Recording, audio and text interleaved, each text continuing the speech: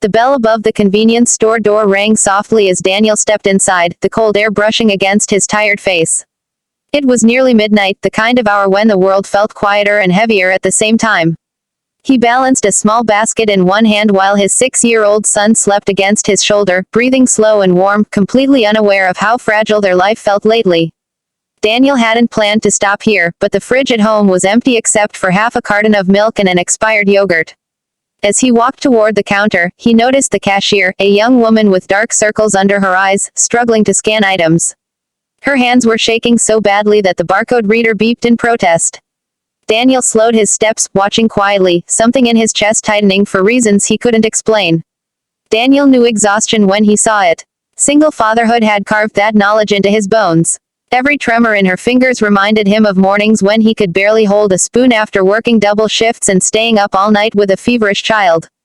The cashier tried to steady herself, pressing her elbows into the counter, forcing a polite smile that didn't quite reach her eyes.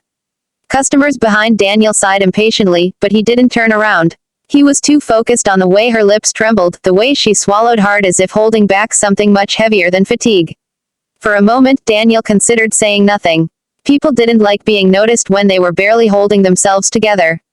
Still, something inside him refused to stay quiet. When it was finally his turn, Daniel placed the basket down gently, careful not to wake his son. The cashier reached for the items, her hands shaking even more now that all eyes were on her. Daniel spoke softly, his voice low enough that only she could hear. "I'm sorry if this is rude," he said, "but are you okay? Your hands are shaking." The question hung in the air between them, fragile and dangerous. Her eyes widened for a split second, panic flashing across her face. Daniel immediately regretted it. He was about to apologize when she inhaled sharply, her shoulders stiffening as if bracing for impact. She didn't answer right away. Instead, she stared at Daniel's sleeping child, her gaze softening in a way that felt painfully personal. When she finally spoke, her voice cracked. "I haven't slept in 2 days," she whispered. "I work here at night, and during the day I'm at the hospital." Daniel felt his chest tighten. He nodded slowly, giving her space, but she continued, words spilling out as if once started, they couldn't be stopped. "My little sister is there. She's 8. She needs surgery we can't afford, and if I miss one shift, they'll cut my hours." Her hands shook harder now, tears blurring her vision as one slid down her cheek. Daniel was speechless, not because he didn't understand, but because he understood too well. Memories flooded back, medical bills, eviction notices, nights spent choosing between groceries and electricity. He shifted his son slightly, feeling the weight of him, the responsibility, the fear. The cashier wiped her face quickly, embarrassed. "I'm sorry," she said, forcing another smile. "I shouldn't have said that." But Daniel couldn't look away. In that moment, the store disappeared. There were no impatient customers, no flickering lights, just 2 exhausted adults standing on opposite sides of a counter, both fighting battles no one else could see. Steady himself before speaking. "You don't have to apologize," he said quietly. "Life has a way of cornering us when we're already tired." The cashier nodded, biting her lip, ashamed that a stranger had seen through her so easily. She finished scanning the items, her hands still trembling, but now her breaths came slower, as if finally allowing herself to feel something other than panic. Daniel noticed the name tag on her shirt, Lena. He repeated it silently, the way you do when you don't want to forget someone who matters, even if you just met them. Behind him, a man muttered under his breath about the wait, but Daniel didn't move. He adjusted his son again, careful, loving. "How long has she been sick?" he asked, his voice barely above a whisper. Lena hesitated, then answered. "Since last year. It got worse fast. Doctors say the surgery could save her, but every day we wait." Her voice broke off. She didn't finish the sentence, because she didn't have to. Daniel knew that kind of unfinished fear, the kind that sat in your chest and never let you breathe fully. Daniel pulled out his wallet, not to pay yet, but out of habit, something to do with his hands. He saw the few worn bills inside and almost laughed at the irony.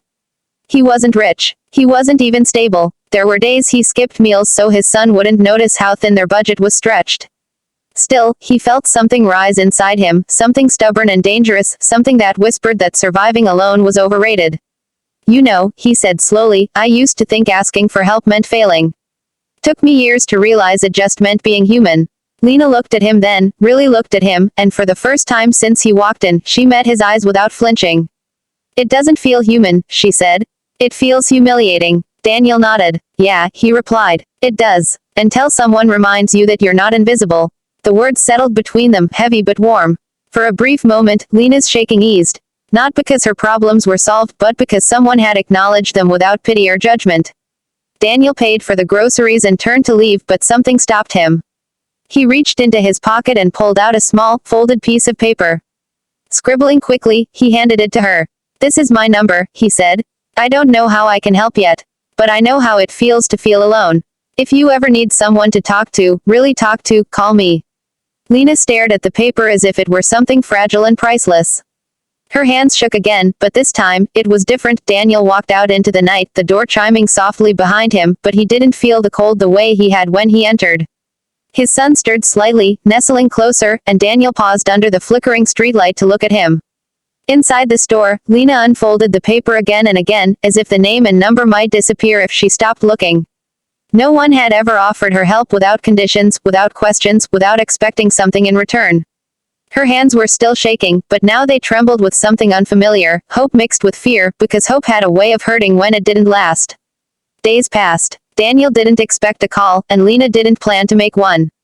Life went on the way it always did, heavy and relentless. Daniel returned to work, juggling shifts and school pickups, pretending he wasn't exhausted. Lena worked her nights and sat by her sister's hospital bed during the day, watching machines do what she wished she could. Then, late one evening, Daniel's phone buzzed while he was washing dishes. A number he didn't recognize. For a moment, he hesitated. Then he answered. Her voice was quiet, barely holding together. "I'm sorry," Lena said. "I didn't know who else to call." They talked for a long time that night. Not about solutions or miracles, but about fear and guilt, and the way responsibility could feel like drowning. Daniel listened more than he spoke. Over the next weeks, those calls became a lifeline. Daniel helped Lena set up a small fundraiser online, sharing it in places he barely believed would matter. He reached out to people he hadn't spoken to in years. Lena cried when the first donation came in, then cried harder when more followed. It wasn't enough at first, but it was something. And sometimes, something was everything. The day of the surgery arrived quietly. No dramatic announcements, no guarantees. Lena sat in the waiting room, her hands shaking just like they had at the register that night. Daniel was there too, his son coloring beside him, unaware of how much weight that room carried. When the doctor finally came out, Lena stood so fast she nearly fell. The words were simple. The surgery went well. Lena collapsed into a chair, sobbing openly, no longer caring who saw. Daniel didn't say anything. He just sat beside her, understanding that some moments didn't need words. Months later, Daniel stopped by the store again. This time, Lena was smiling before he even reached the counter. Her hands were steady now. Healthier. Lighter. Her sister was recovering, laughing again, dreaming again. As Daniel paid, Lena looked at him and said softly, "You asked me one question when no one else would. That question saved us." Daniel shook his head, holding his son's hand. "No," he replied. "You were already strong. I just noticed." The bell rang as he left, just like before, but everything had changed.